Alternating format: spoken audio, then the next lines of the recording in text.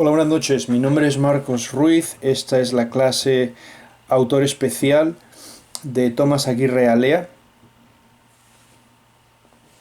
El curso es Español 4020. El instructor es Dr. Bill Diver. Me ha dado un artículo para analizar. Es el artículo Fresa y chocolate de Senel Paz, régimen y homosexualidad. Y está hecho por el hispanista Domenico Antonio Cusato, de la Universidad di Medina, en Italia. En las últimas décadas ha habido una serie de afortunadas adaptaciones cinematográficas extraídas de narraciones de escritores hispanoamericanos, y gracias al éxito obtenido en las salas de proyección, los textos originales han podido atravesar las respectivas fronteras nacionales e imponerse con prepotencia, oportunamente traducidas en los mercados de todo el mundo.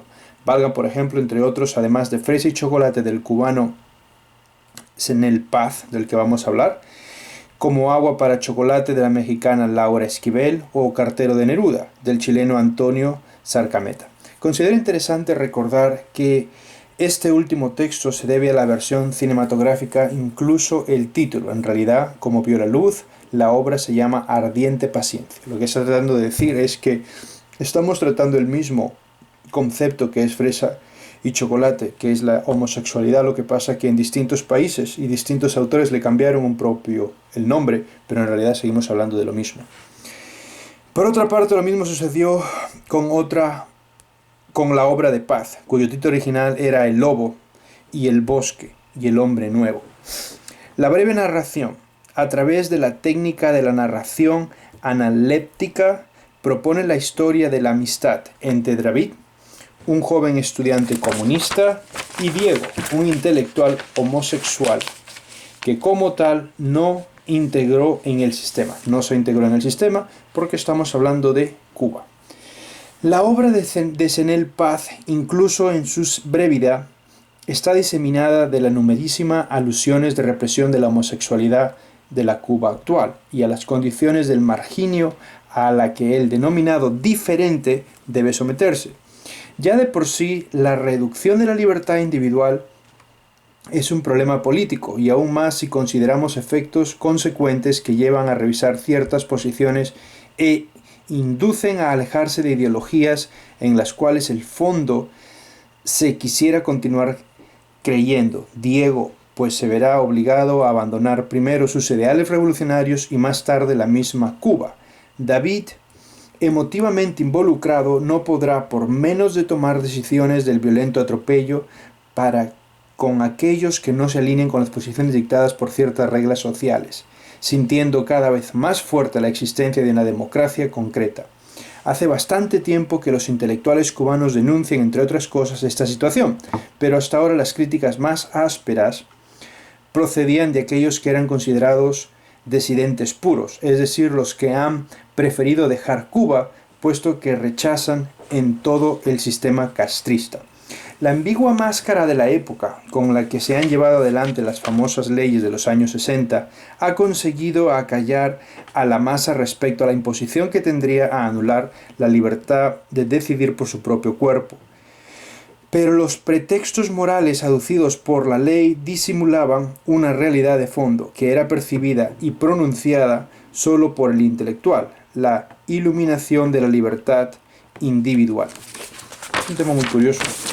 Con otro tono, más sosegado, Senel Paz vuelve a tratar el tema de la homosexualidad, pero sin intentar agredir el sistema, haciendo lo que en otros tiempos se definía como una crítica desde el interior. Esto me parece muy curioso.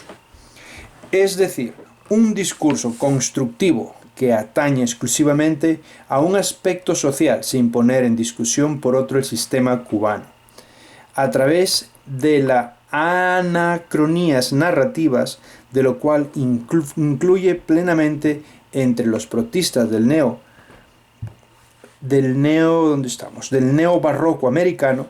Paz intenta una reconciliación entre el régimen comunista y los homosexuales, asegurando la apertura hacia los que, por su condición personal, no se someten a la institucional posición de la heterosexualidad. Sin embargo, me parece entender que el escritor cubano hace de alguna forma un discurso aristocrático discriminativo al hombre común y aceptando solo para él intelectual cualquier tipo de libre decisión. Eso me parece muy curioso, porque lo que está tratando de decir es que solamente los intelectuales, la clase alta, que se había educado en Europa, podía ser homosexual, y que el proletariado, la clase baja, no.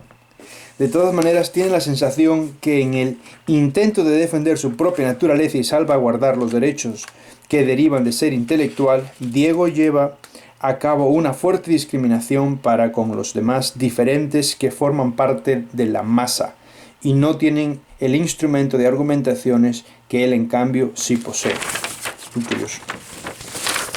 Nos confirma la idea que, más que a la salvaguardar los derechos del homosexual, el autor implicitó tender la salvaguardia de los derechos del intelectual. Esto es evidente en la consecuencia de lo del mismo David tácticamente explora la existencia de la censura de los textos literarios, denunciado y también tácticamente su inutilidad, puesto que antes o después todas las obras, aunque clandestinas, llegaron a Cuba. Una vez más, se tiene la sensación de la defensa de los diferentes, en un resultado indirecto de la defensa del intelectual al que le ha tocado vivir la condición de homosexual.